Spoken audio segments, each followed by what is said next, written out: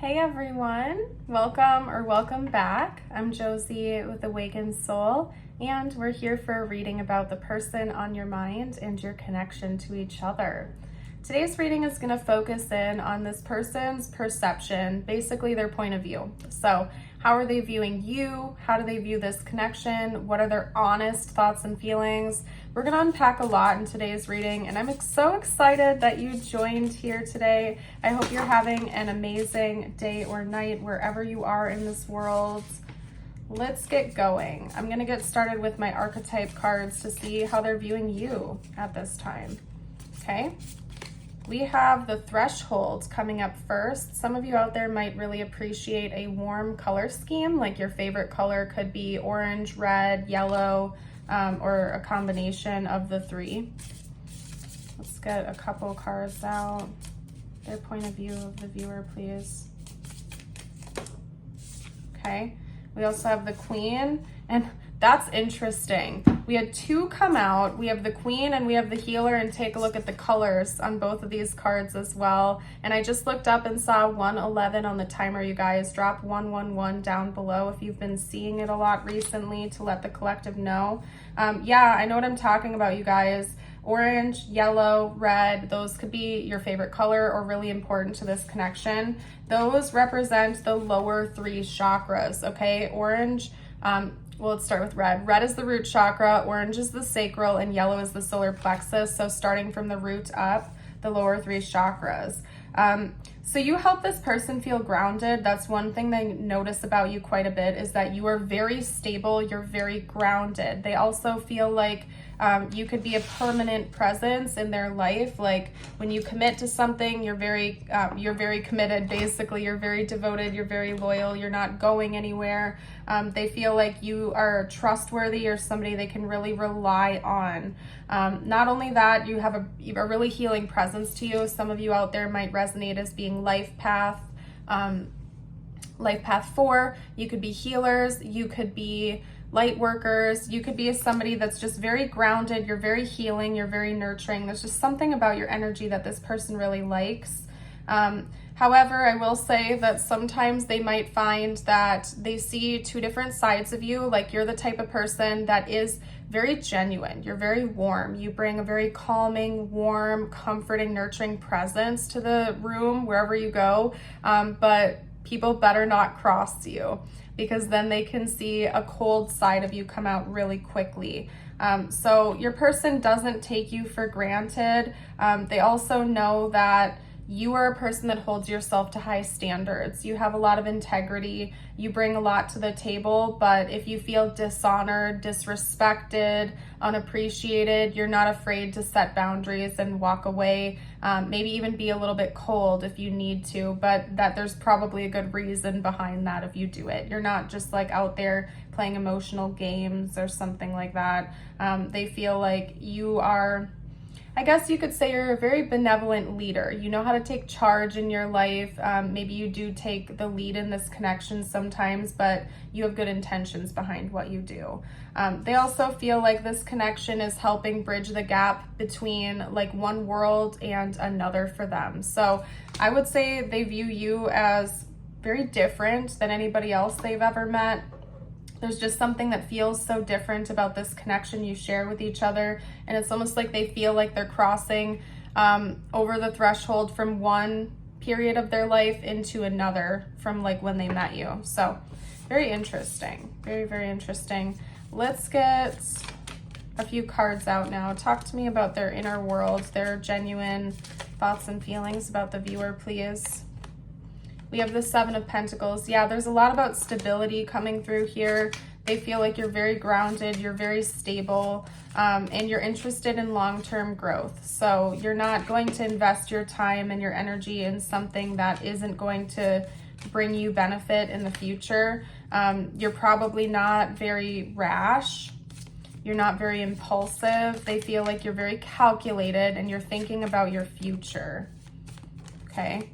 You're also making them want to think more about their future as well. Maybe this person has had a tendency to be a little bit more spontaneous and impulsive, but not have long-term goals. You're making them rethink the way they've lived their life in the past, okay? Yeah, and they're reaffirming that with me right now, because the back of the deck is the Three of Cups, we have the Two of Swords, and the Eight of Swords. This is perfectly aligning with what I was just saying, you guys. I think this person might have been a party animal, or maybe they were always just trying to have fun, spend time with their friends. They weren't really taking life too seriously. And now they realize that that's actually trapping them.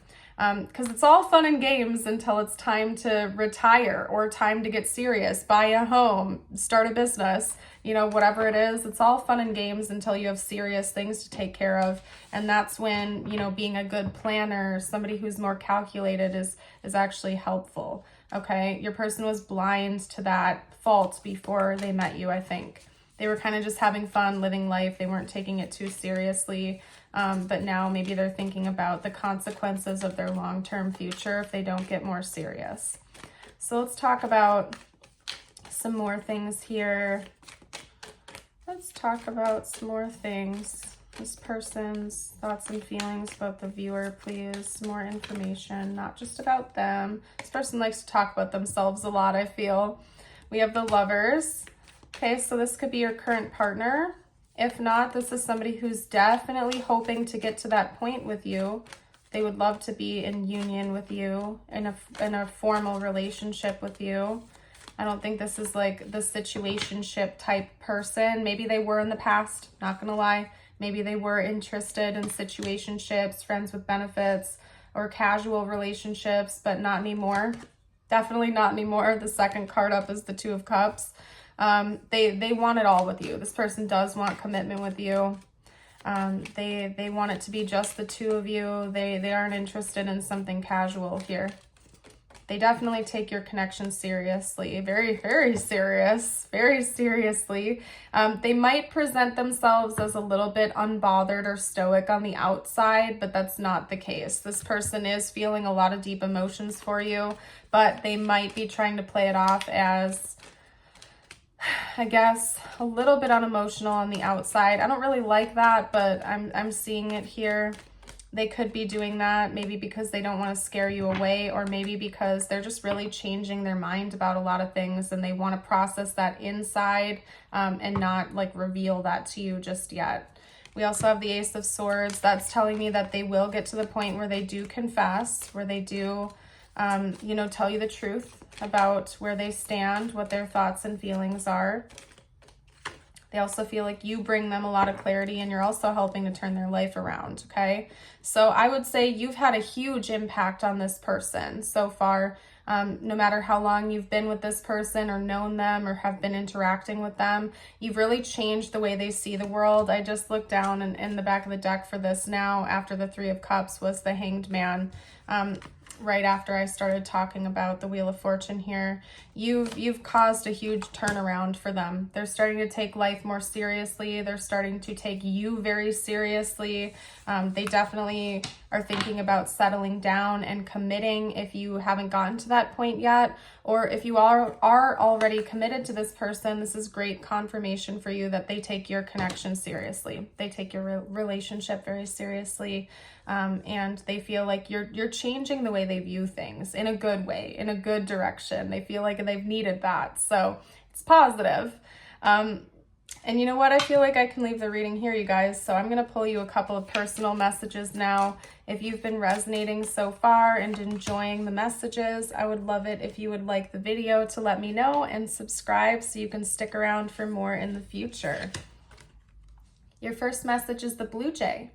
The time is right to access and master your abilities. Do so with humility and control.